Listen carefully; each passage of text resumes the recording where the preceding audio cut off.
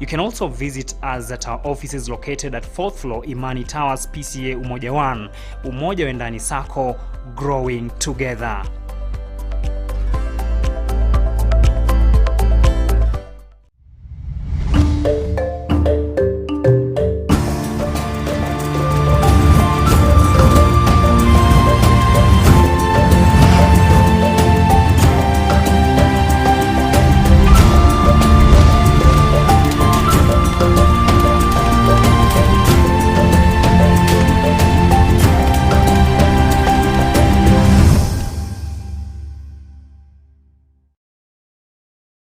So realize that his father is right over here in Patliputra. My father is in Patliputra.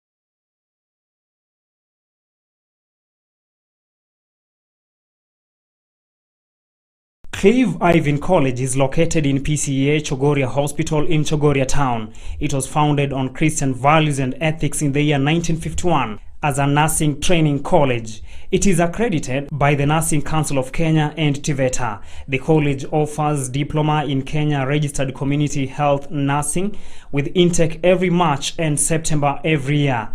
The minimum qualifications for diploma in community health nursing are KCSE Mean Grade C Plain, Biology C Plain, English / Kiswahili C Plain, Chemistry / Physics / Mathematics C minus. Accommodation for students is available and day schooling is also allowed. September 2020 intake are ongoing. Application forms can be obtained at the principal's office at Clive Ivan College of Nursing, Chogoria Hospital, or through the hospital's website, that is www.pcachogoriahospital.org, upon payment of non-refundable fee of Kenya shillings 1,000. For more information, contact the principal through the phone number 0717 138 452.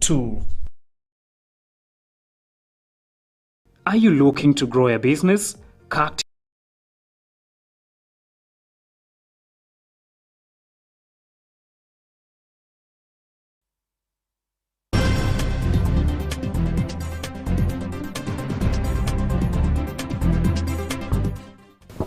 Na msamani mtazamaji, ni itilafu tu za kimitambo, lakini karibu ni saa 1 saa za Afrika Mashariki. Asante sana kwa kuungana nasi kwenye Mwale wa Kirk. Tuangazie yanayojiri ndani na nje ya mipaka ya taifa hili.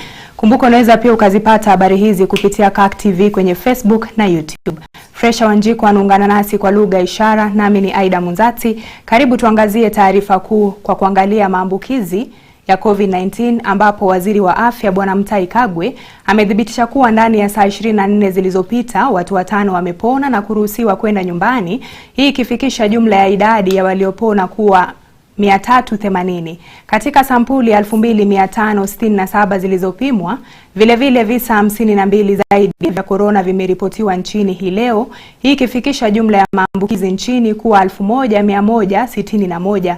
Kati ya hao 80 Nairobi inaongoza na visa 23, huku Mombasa na Busia ikifuata na visa 7 kila moja. Maeneo ya Kibra na Old Town yametajwa kama maeneo hatari katika maambukizi na huenda mikakati zaidi ikawekwa kuzuia visa zaidi.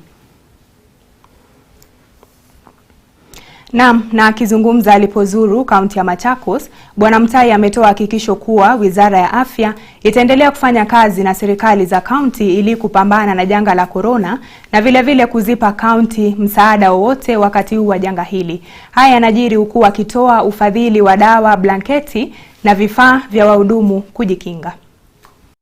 To recognize the great work that county governments are doing in response to COVID-19 pandemic. As I have repeatedly said, this is a disease that cannot be tackled by one level of government.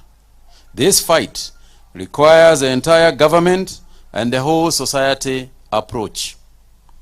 The collaboration and cooperation between the two levels of government and the people of Kenya has been and has contributed to the gains we have made to fight this pandemic. The national government will continue to work very closely with the county governments and other agencies to strengthen the country's capacity to mitigate against the COVID-19 disease.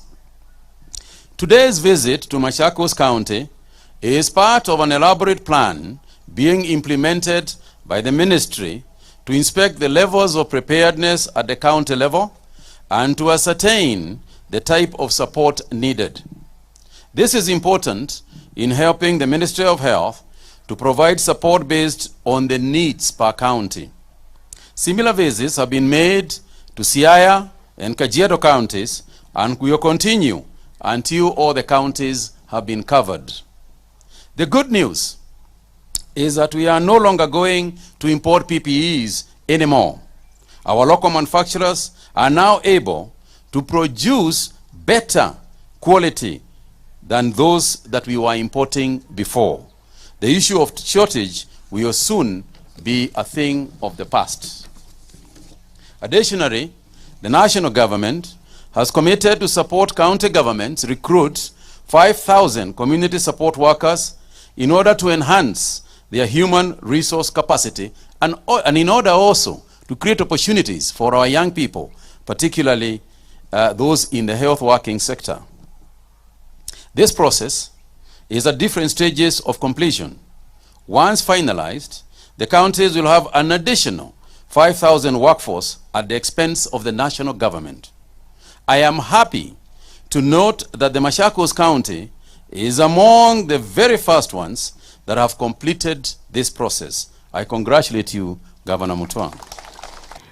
Naye gavana wa Machakos Daktari Alfred Mutua amesisitiza kuwa hakuna dereva yote wa lori atakayekubaliwa kupita kwenye mipaka ya Machakos na Mombasa bila barua na stakabadhi zinazoonyesha kuwa wamepimwa virusi hivyo.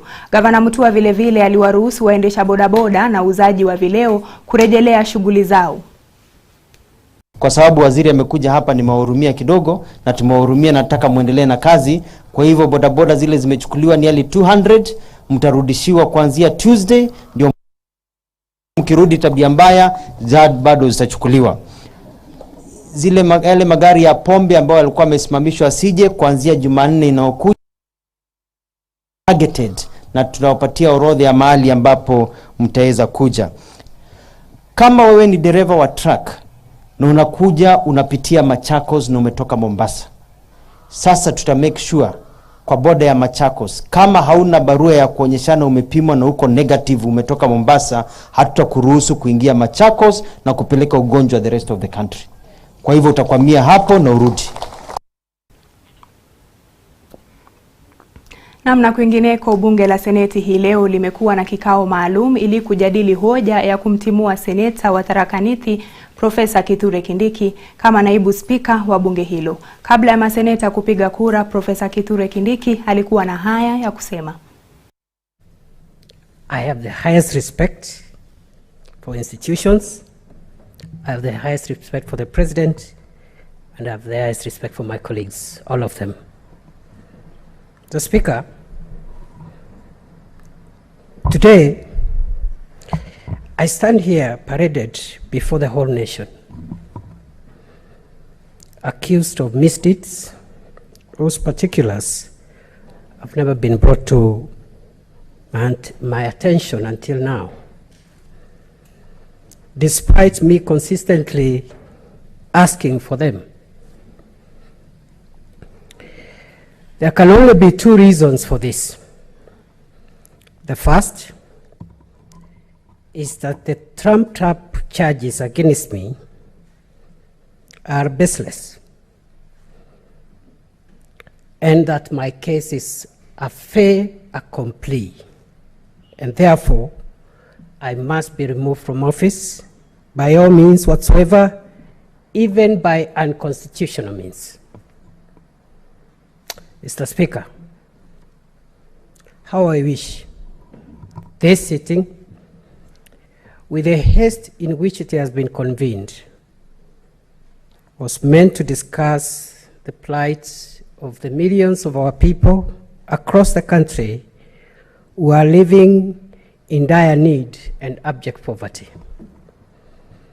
I bow in shame to note that we are here today for such an elitist triviality, powered by petty, divisive, and vindictive politics, as the country hurts from the lethal combination of a near-collapsed economy, a ravaging pandemic, floods, and a rare invasion of desert locusts, not seen in this country for decades. I am ashamed that we are here discussing party politics at a time when our motherland desperately needs the solidarity of every single Kenyan, even the weakest. At a time when our country needs reconciliation and not hate and pettiness.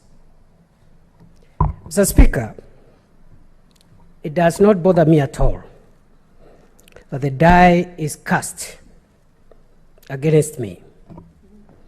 What bothers me is that the constitution of our country is once more being indecently assaulted in full glare.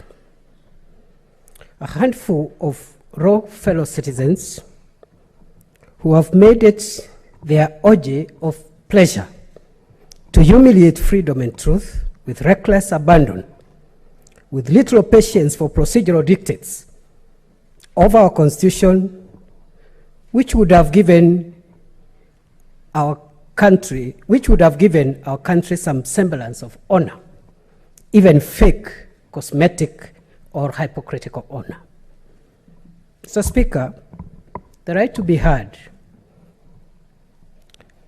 and to be tried fairly in a judicial, quasi-judicial, or even administrative process of whatever nature where a decision is being made would help to clothe even a horribly evil process such as this one with some form of legitimacy. Give a man a chance to defend himself, even if the defense is regarded inconsequential and an outcome has been predetermined. Thank you. Na baada ya naibu spika huyo Profesa Kithure Kindiki kulihutubia bunge hilo la Seneti, maseneta hao walipiga kura na 54 walipiga kura ya kumuondoa, huku 7 wakipinga hatua ya kumuondoa. Huyu hapa spika wa Seneti Kenneth Lusaka.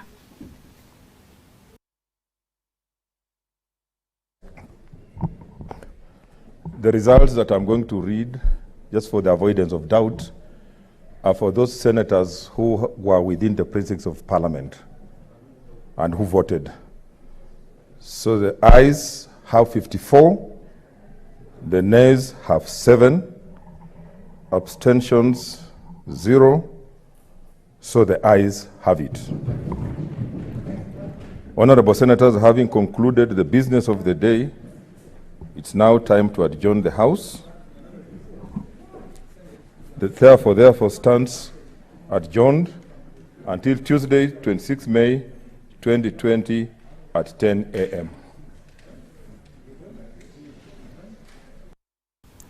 Na baada ya serikali kutangaza marufuku ya kutopatikana nje baada ya saa 1 jioni hadi saa 11 alfajiri kama njia mojawapo ya kupunguza kusambaa kwa virusi vya korona, Wakenya wengi bado wanaonekana kupuuza amri hiyo, hasa siku zinaposonga. Mwanahabari wetu Francis Ngala alizuru maeneo ya Ongata Rongai, kaunti ya Kajiado na mji wa Lang'ata na kutuandalia taarifa ifuatayo.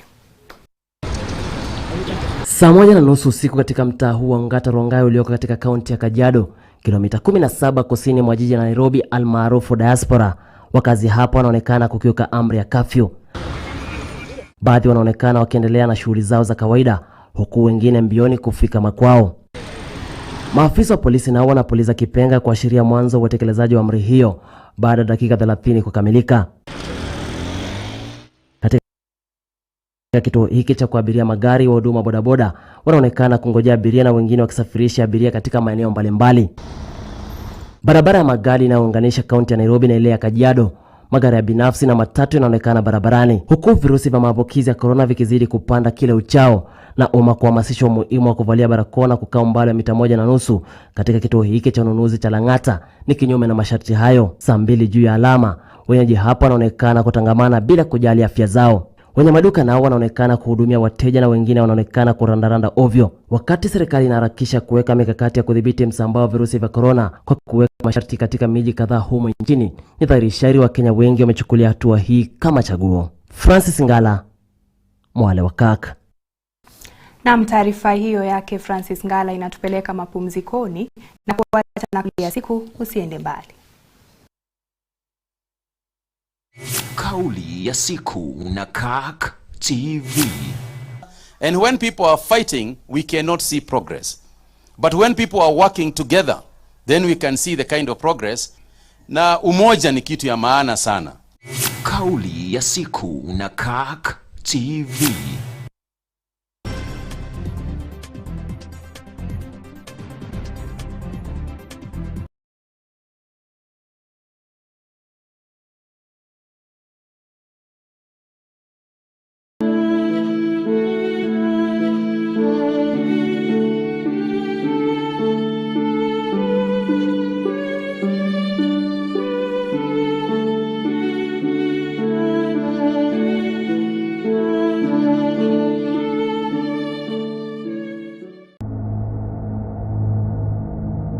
Every day in the media is a story of violence, separation, divorce, murder, abuse, and so much more surrounding the family. All these stories are rising every day, and all the challenges we experience have a platform right here. You will find that the men that you are approaching, they don't like you.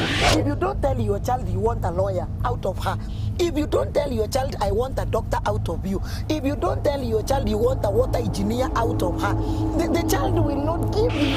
There is nobody that is Christian. I mean, there is no flesh that is Christian, and the other one is not Christian. Join me, Faith Kaulu, every Wednesday from 7:30 p.m. as we talk about this and so much more on Let's Talk Family right here on Kirk TV. CAC TV invites you to live Sunday services on the 24th of May from 8 a.m. The services will be as follows. Children's service will be led by Reverend Peter Kariuki, the director of the PCEA Children Ministry. English service will be hosted by PCEA Umoja Parish, led by Reverend Felix Murithi, the parish minister. Kiswahili service will be hosted by retired PCEA ministers, led by Reverend Peter Kinyanjui, the former Deputy Secretary General. Kikuyu service will be hosted by PCEA Githunguri Parish, led by Reverend Harrison Washira, the parish minister. Youth Tuko service will be led by Reverend Anthony Meringu, the director of the PCEA Youth Ministry. Tune into CAC TV on Signet, CAC TV Kenya on Facebook and YouTube this Sunday from 8 a.m.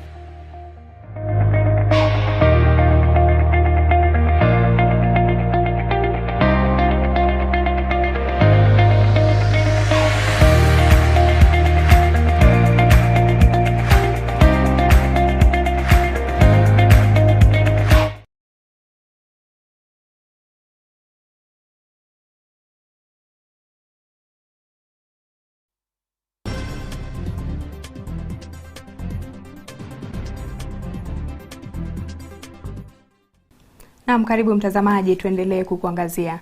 Na mikakati mbalimbali imewekwa ili kujiepusha na maambukizi ya virusi vya corona, na jamaa wanaoishi na changamoto za kusikia wameathirika pakubwa, kwani ili kuwasiliana wengi wao husoma midomo ili kuelewa mawasiliano kwa lugha ya ishara. Aidha, hii inakuwa vigumu wakati mtu amevalia barakoa, na hivyo basi kuna wito wa kikundi hiki kutengenezewa barakoa spesheli. Tupate taarifa hiyo.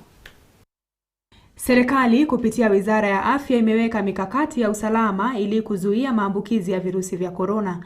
Mikakati iliyowekwa na inayopaswa kuzingatiwa na kila mmoja inawaweka watu wenye changamoto za kusikia, kwani hawapati usaidizi kutokana na kuathiriwa kwa uchumi wakati huu wa janga la corona. Chama cha wanaoishi na ulemavu katika mkoa wa Pwani kupitia katibu mtendaji Bi Hamisa Maali Mzaja anasema kwamba kundi hili limesahaulika katika jamii wakati huu.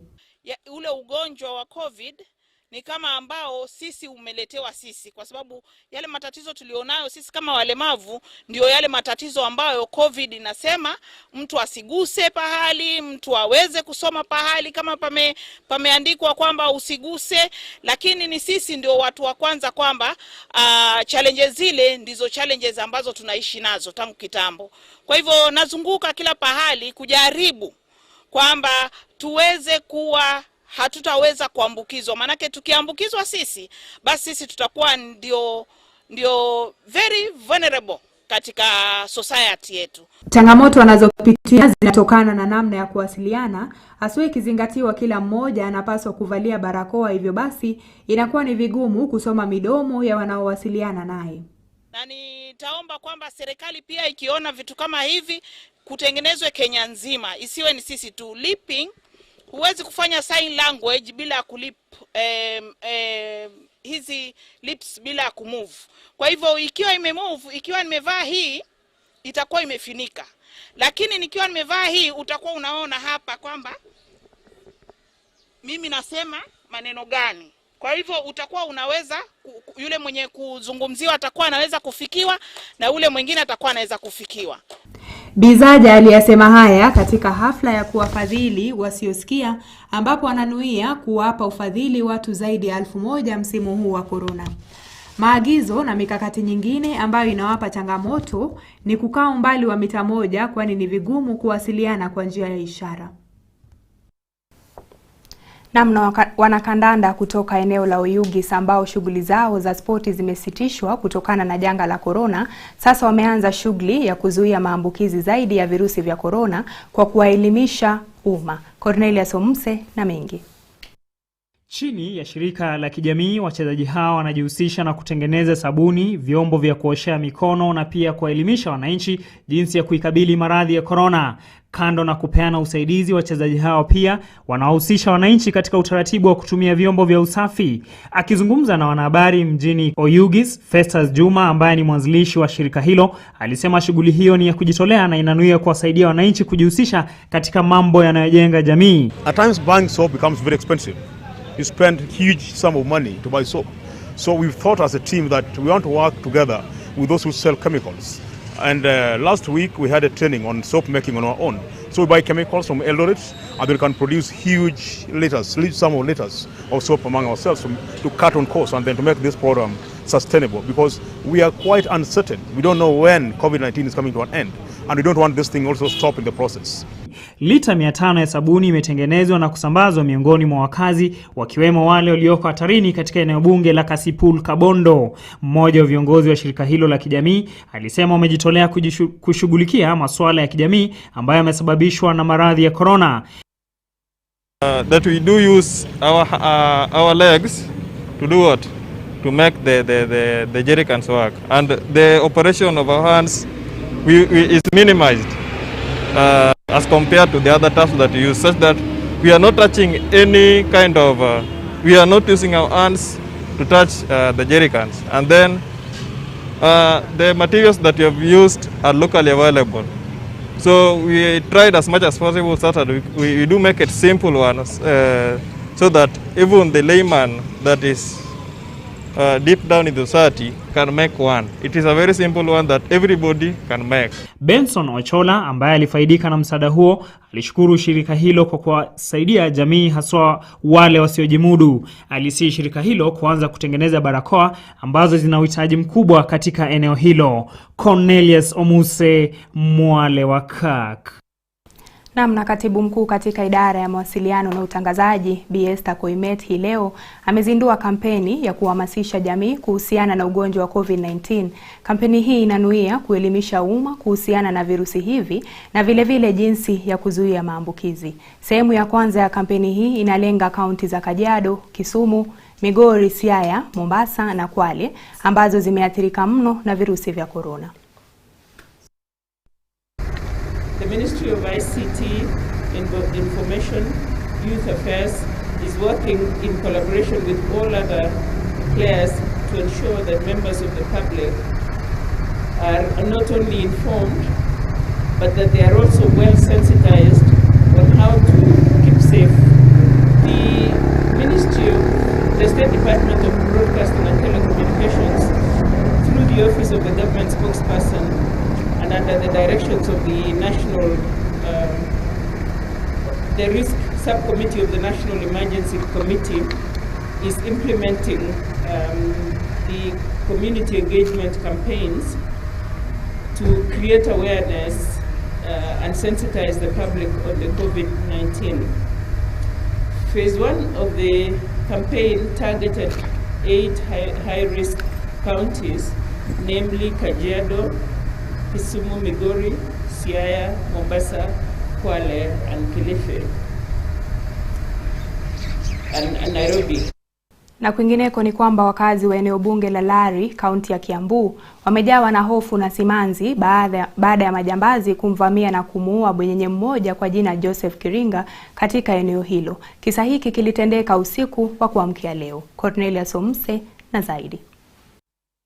Joseph Kiriga mwenye umri wa miaka 87 aliuawa wakati majambazi walipovunja na kuingia nyumbani kwake usiku wa manane. Majambazi hao walimgonga bwanyenye huyo na kifaa butu na pia kumjeruhi msaidizi wa nyumba ambaye kwa sasa amelazwa hospitalini. Majambazi hao walifaulu kuiba televisheni na pesa yenye kiwango kisichojulikana. Inaarifiwa kwamba majambazi hao walitoroka baada ya msaidizi wa nyumba hiyo kupiga mayowe akiitisha msaada. Niliogopa tu, nilisikia kuogopa tu. Lakini chenye chote waliniitisha mimi niliwapea kifungo ya gari na TV nikawaonesha mpaka remote. Wazi walikuwa kwa bedroom wote wawili. Sasa vile nilienda kuangalia ndio walinigonga ndio nilale ndio nisiende na huko kwa bedroom. Kulingana na wakazi wa eneo hilo hakuja kuwa na visa vya utovu wa usalama sehemu hiyo hapo awali, lakini wanasema hali hiyo imesababishwa na makataa ya serikali ya watu kutotoka nje ambayo imewapa majambazi fursa ya kuhangaisha wananchi. Si kama watu ambao walikuwa wana haja na pesa. Ni kama watu walikuwa na mission fulani walikuwa wanataka kutekeleza. Kwa sababu kuingia na kupewa whatever ritual they were given, we did not expect them to go extra mile. Tunaomba uchunguzi ufanywe zaidi. Mwili wa tajiri huyo umehamishwa hadi chumba cha maiti ya Uplands. Is that my parents had them when they had already broken in, and my father was awake, and he had opened the door, but they had not realized that they had already gotten to the house. Cornelius Omuse, Mwale Wa Kirk. Namna ajenda ya teknolojia ambayo imepewa kipaumbele na Rais Uhuru Kenyatta ni sekta muhimu ambayo itaendeleza mpango wa kuimarisha viwanda, kuunda nafasi za kazi kwa vijana na kukuza uwezo wao. Haya ni kwa mujibu wa Waziri wa Habari, Mawasiliano Joe Mucheru. This film hub provides the opportunities for animations, for virtual reality and for films. And I want to challenge the young people in Nyeri and all over that can use this facility to come and exercise their skills and start developing products, not just for overseas, but also for local companies.